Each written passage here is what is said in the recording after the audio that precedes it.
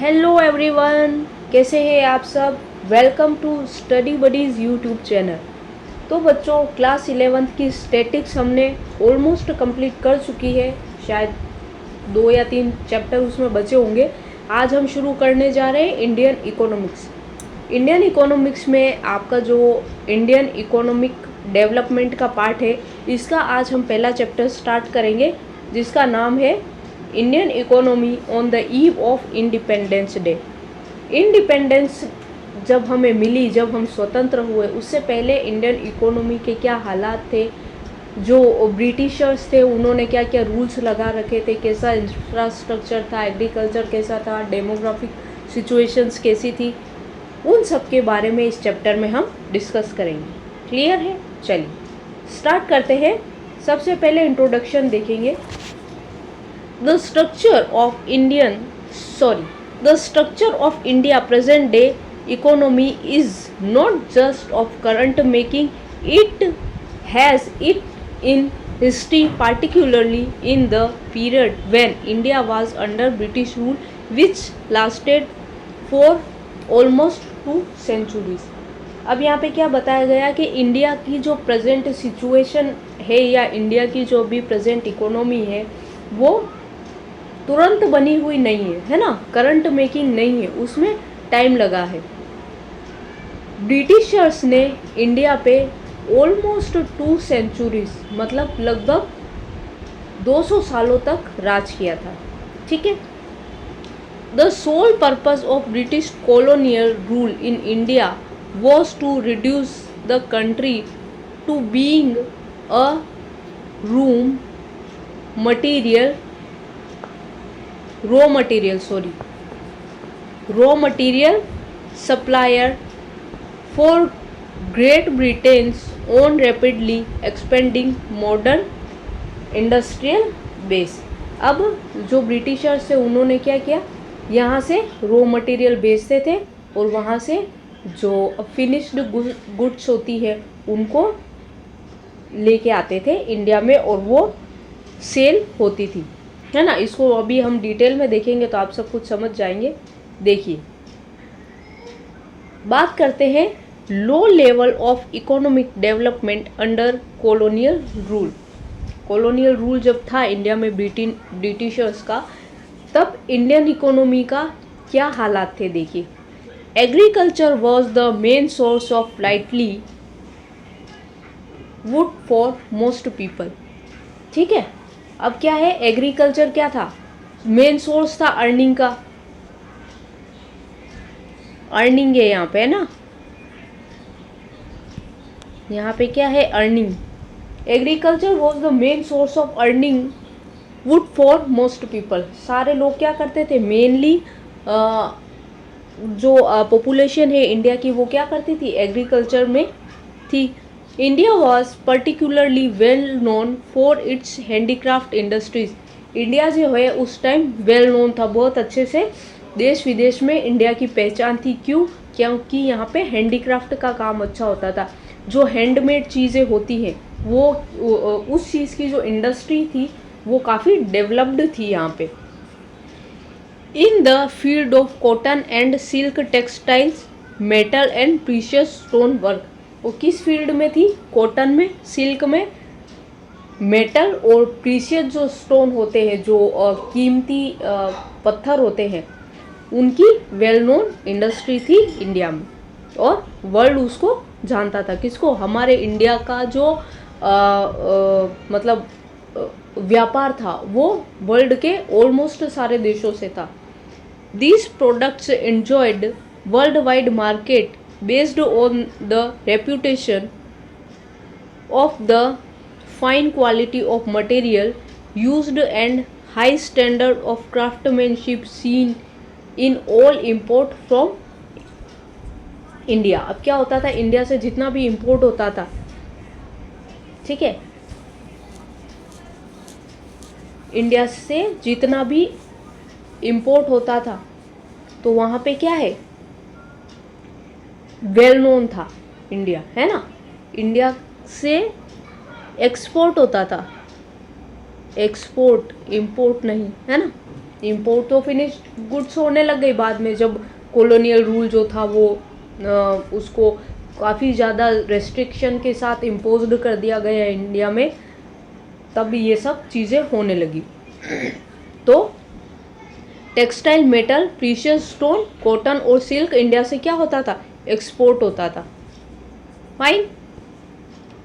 अब यहाँ पे देखिए टेक्सटाइल इंडस्ट्री इन बंगाल के बारे में बताया गया कि उस टाइम जो टेक्सटाइल इंडस्ट्री थी तो उसका क्या सिचुएशन थी। देखिए, muslin is a type of cotton textile which had its origin in Bengal. अब क्या है, मसलिन एक टाइप का कपड़ा था जो बंगाल में बनाया जाता था, ठीक है। और कहाँ बनाया जाता था, बंगाल में भी, ढाका के पास, ढाका में बनाया जाता था। यानी कि ढाका की जो मसलिन थी या ढाका की जो मलमल थी उस टाइम, वो काफ़ी फेमस थी देश विदेशों में।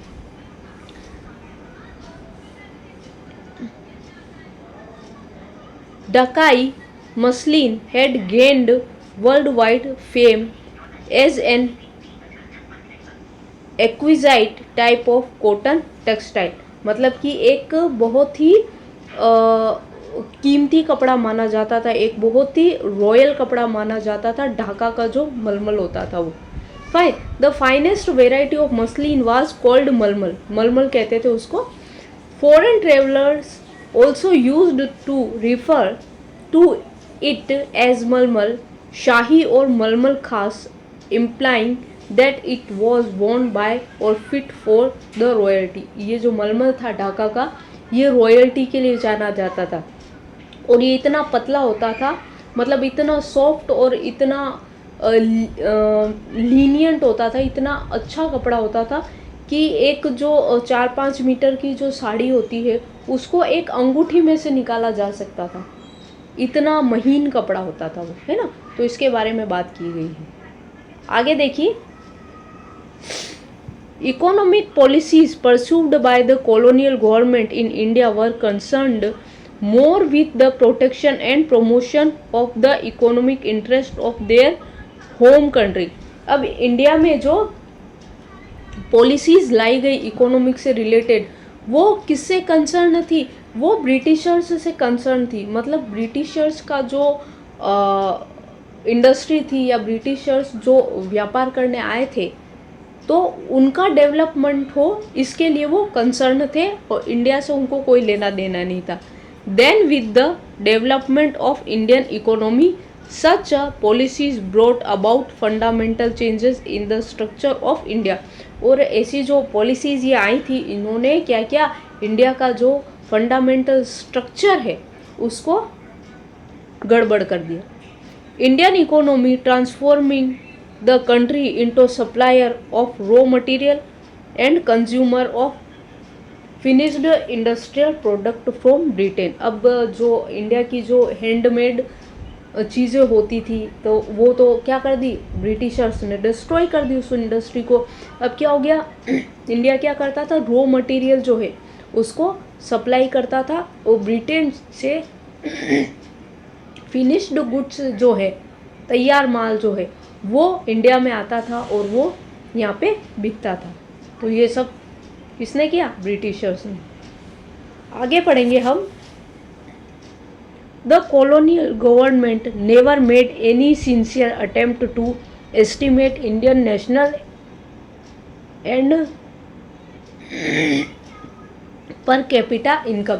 अब जो कॉलोनियल गवर्नमेंट थी उसने कभी भी ये ट्राई नहीं किया कि इंडिया की जो नेशनल इनकम है वो कितनी है और इंडिया की जो पर कैपिटा इनकम है वो कितनी, ठीक है। उनको मतलब ही नहीं था, उनको अपनी इनकम से मतलब था, अपने डेवलपमेंट से मतलब था, अपने जो ट्रेड हो रहा है उससे मतलब था, दैट्स ऑल।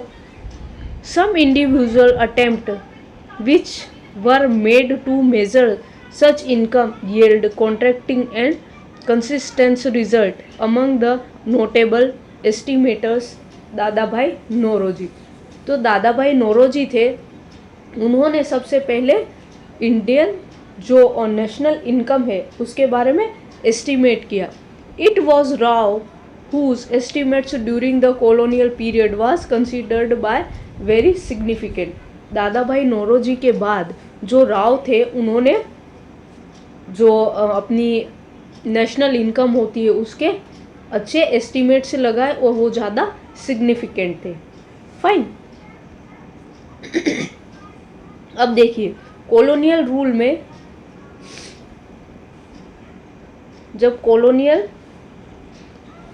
रूल था इंडिया में तो एग्रीकल्चर के क्या स्ट्रक्चर था देख लेते हैं। एग्रीकल्चर सेक्टर देखिए, सबसे पहली क्वालिटी क्या थी? लो level of agriculture productivity. Low level था उस टाइम, एग्रीकल्चर प्रोडक्टिविटी बहुत ही कम थी। Agriculture productivity become very low and the state nation in agriculture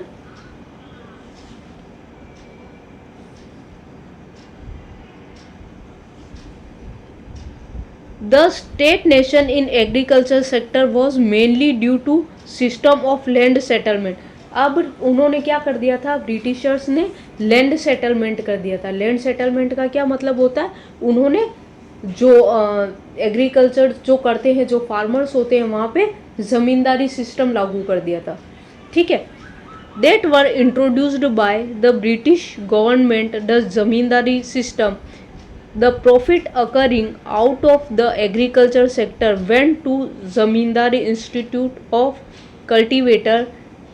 This lead to discouragement among the cultivators to produce less। अब इन्होंने क्या कर दिया? जो भी एग्रीकल्चर से जो भी प्रॉफिट आता था, जो भी इनकम आती थी, तो वो ज़्यादा जो पार्ट है उसका मतलब ऑलमोस्ट ये मान लो कि 80% पार्ट किसके पास जाता था? ज़मींदारों के पास जाता था। ठीक है, इस वजह से जो कल्टीवेटर्स थे, जो किसान थे, वो डीमोटिवेटेड रहे, डीमोटिवेटेड हो गए और उन्होंने क्या कर दिया? अपनी जो प्रोडक्शन है वो कम कर दिया, मतलब डिस्करेजमेंट हो गया उनको, वो काम ही नहीं करना चाहते थे। फाइन। नेक्स्ट देखेंगे हम high dependence on monsoon. Agriculture sector was mainly dependent on monsoon. No effect was made under the British rule to develop permanent means of irrigation. मतलब एग्रीकल्चर जो है वो डिपेंड था मॉनसून पे। अगर अच्छी बारिश आ गई तो एग्रीकल्चर अच्छा हो गया, फसल अच्छी हो गई। अगर अच्छी बारिश नहीं आई तो फिर वो किसान का काम खराब हो गया। तो क्या होता था कि ब्रिटिशर्स जो थे उन्होंने कभी भी एक परमानेंट मीन नहीं लाए इरिगेशन के लिए कि अगर मान लो बारिश अच्छी नहीं हुई तो हम किसानों से पैसा वसूल कर रहे हैं, इनका इतना एक्सप्लॉइटेशन कर रहे हैं, तो इनको इरिगेशन की कुछ फैसिलिटीज़ दी जाए। तो ऐसा उन्होंने बिल्कुल नहीं किया। Fine. Lack of proper input, low level of technology, lack of irrigation facility and negligible use of fertilizer farmers and contributed to the decimal level of ठीक है, यहाँ पे डीके ये नेग्लिबल है ना, नेग्लिबल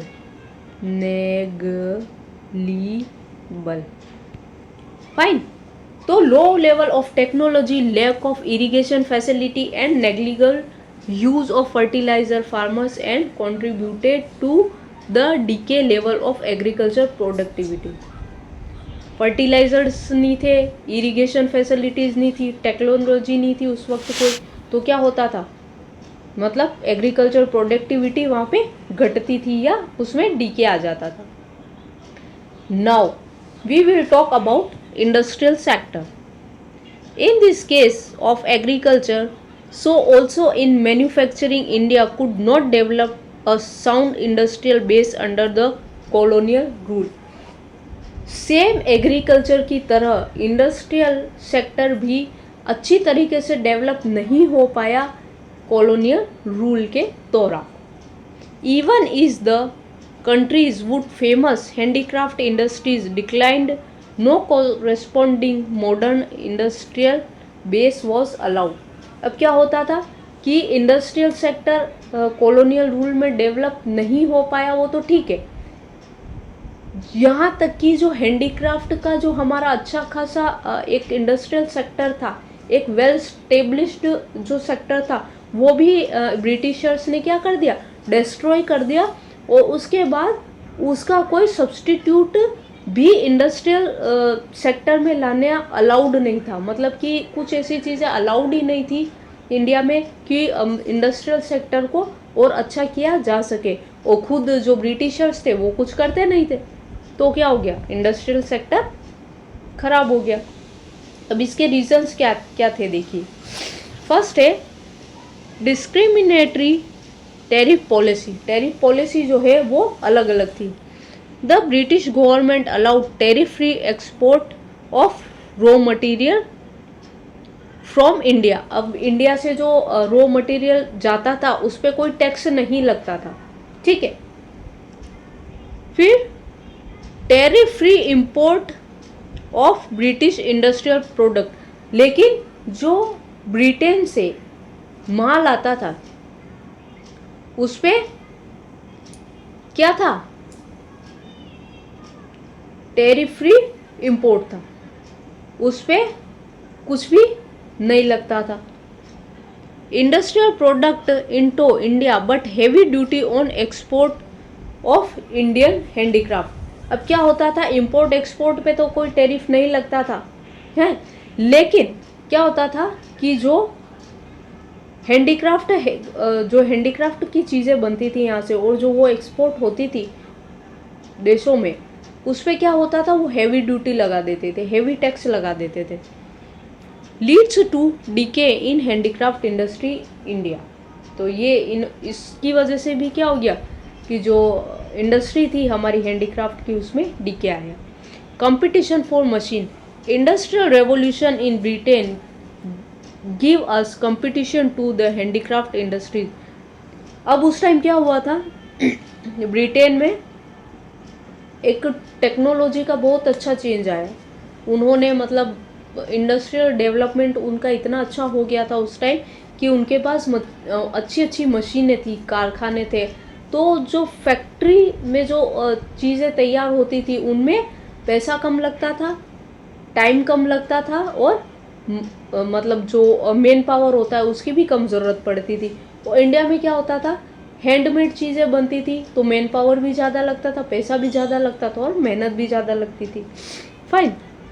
In India, due to low cost and better quality product produced by machine, forced the Indian craftsmen to shut down the handicraft industry। अब वहाँ से क्या होता था, मशीन से बना हुआ तैयार माल आ जाता था और यहाँ से जो एक्सपोर्ट करते थे वो प्रोडक्ट महंगे हो गए थे क्योंकि ड्यूटी लगा दी गई थी उन पे। तो मशीनों की वजह से क्या हो गया कि यहाँ की जो चीज़ें हैं उनकी डिमांड कम हो गई क्योंकि वो महंगी थी और मशीनों की बनी हुई चीज़ सस्ती आ रही थी, तो लोगों ने उसको ख़रीदना शुरू कर दिया था। तो इस तरीके से मशीन का कंपटीशन इंडिया में हो गया था। Now new pattern of demand. New class of people emerged in India. This changed the pattern of India against the Indian product and favor of British product. As a result, the India economy perished। अब इन्होंने क्या किया कि एक नया class आ गया India में। क्या कौन सा क्लास आ गया कि हैंडीक्राफ्ट की चीज़ें कम खरीदने लग गए लोग और क्या हो गया, जो इम्पोर्टेड चीज़ें आ रही थी ब्रिटेन से उसको खरीदने लग गए। तो क्या हो गया, एक नया पैटर्न आ गया डिमांड का, है ना। Now more market for British goods and introduction of railway facilities facilitate the transportation of British product to different parts of the country. Is a result the size of market for the low cost British product expand while it started shrinking for the high cost Indian product leads to decay in industry in India। अभी उन्होंने क्या किया, railway को introduce कर दिया, है ना, तो ट्रांसपोर्टेशन भी आसान हो गया। तो इस तरीके से क्या हो गया, जो मार्केट था ब्रिटेन का, ब्रिटेन को और अच्छा मार्केट मिल गया अपना जो व्यापार है उसको बढ़ाने के लिए। अब बात करेंगे हम फॉरेन ट्रेड की। किसकी बात करेंगे? फॉरेन ट्रेड की। India has been important trading nation since ancient time. India जो क्या है, हमेशा ही अपनी जो चीज़ें हैं उनको एक्सपोर्ट करता रहा है, ठीक है, मतलब कि काफ़ी पुराने टाइम से।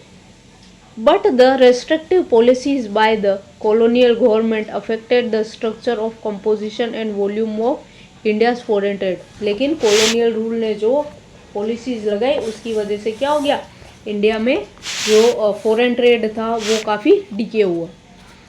India become in exporter of primary product such as raw material silk, cotton, wool, sugar, indigo, jute. अब इनका जो इंडिया था उसका क्या सिस्टम हो गया कि silk, cotton, wool, sugar, Indigo, इनका जो था वो इनको एक्सपोर्ट करता था। लेकिन अब इनके जो रॉ मटेरियल थे, जो प्राइमरी गुड्स के लिए होते हैं, प्राइमरी गुड्स जो होती हैं, सिर्फ raw material use India export करता था और वहाँ से क्या आता था, फाइनल गुड्स आती थी। And an important of finished consumer goods like cotton, silk and woollen cloth and capital goods like light machinery produced in the factories of Britain. और ब्रिटेन में क्या होने लग गई, हमारे यहाँ जो बनता था वो अब ब्रिटेन में बनने लग गया, क्योंकि वहाँ पे मशीनरी थी, ठीक है, मैन पावर कम लगती थी। Britain maintained a monopoly control over India's export and import. Britain ने क्या कर लिया, मेंटेन किया मोनोपोली को, कंट्रोल करने के लिए इंडिया का मार्केट। ऐसे ही थोड़ी सोने की चिड़िया कहलाता था Bharat.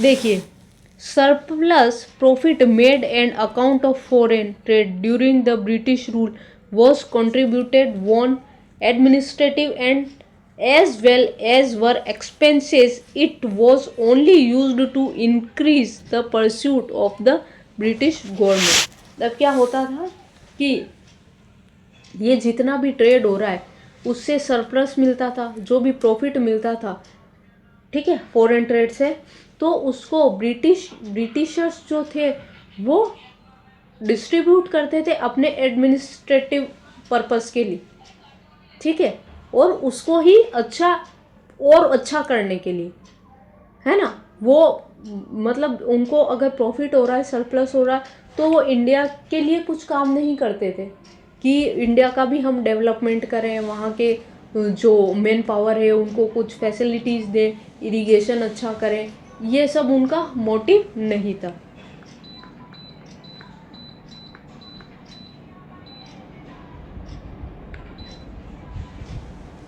Now, move on the demographic condition. High birth rate and high death rate implied low survival rate. अब उस टाइम क्या था कि बच्चे पैदा भी ज़्यादा होते थे और लोग मरते भी ज़्यादा थे, तो लो सर्वाइवल था, है ना, ज़्यादा सर्वाइवल नहीं था लोगों का।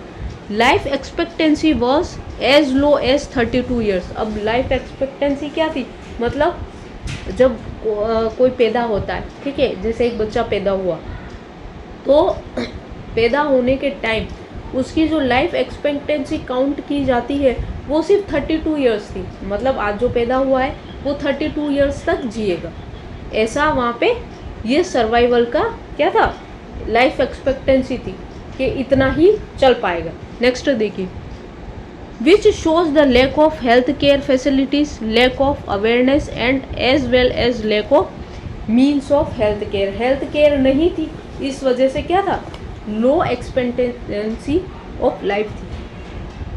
Only 17.2% of working population were engaged in service sector, और सर्विस सेक्टर में सिर्फ 17.2% लोग थे, बाकी सब किस में थे, एग्रीकल्चर से रिलेटेड चीज़ों में थे।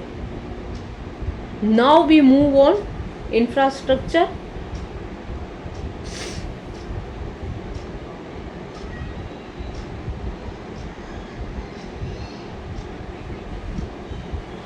अब हम बात करेंगे इंफ्रास्ट्रक्चर की। Under the colonial rule basic infrastructure such as railway, port, water transport, post and telephone did develop. अब कॉलोनियल रूल के दौरान क्या हुआ, इंफ्रास्ट्रक्चर बना, क्या बना, रेलवेज बने, वाटर ट्रांसपोर्ट बने, पोस्ट की जो सुविधाएं वो आई और टेलीफोन जो सिस्टम था वो उस टाइम डेवलप हुआ।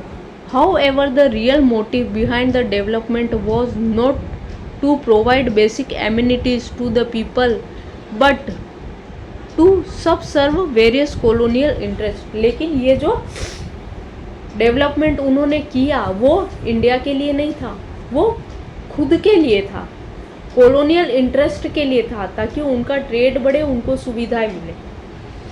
The British introduced the railway in India 1850 and it is considered one of their most important contribution। Railway किसने इंट्रोड्यूस किया इंडिया में, ब्रिटिशर्स ने यूज़ किया, कब, 1850 में, मतलब कि इंट्रोड्यूस किया। The railway affected the structure of Indian economy in two important veg.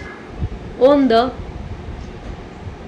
One hand enables people to undertake long distance travel and thereby break geographical and cultural barriers, while on the other hand foster commercialization of Indian agriculture which adversely affected self sufficiency of the village economic India। अब जो India में railway को introduce कर दिया Britishers ने, तो क्या हुआ, एक तरफ तो लोगों के लिए लॉन्ग डिस्टेंस को मतलब लॉन्ग डिस्टेंस को ट्रैवल करना आसान हो गया, दूसरा कॉलोनियल के लिए अच्छा हो गया कि उनको कॉमर्शियलाइजेशन अच्छा मिल गया, इंडिया के लिए ये हो गया कि जो मतलब कल्चर का जो एक दूरी थी वो थोड़ी कम होने लग गई, फाइन। और जो विलेजेस थे उनकी क्या हो गई, अफेक्टेड हो गए, मतलब एक दूसरे से मतलब जुड़ाव महसूस करने लगे, किसकी वजह से, रेलवेज की वजह से। Now you can see first railway bridge linking Bombay with Thane 1854।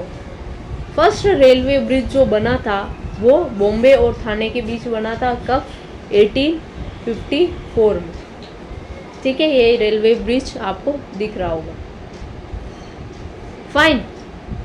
Next, Suez canal.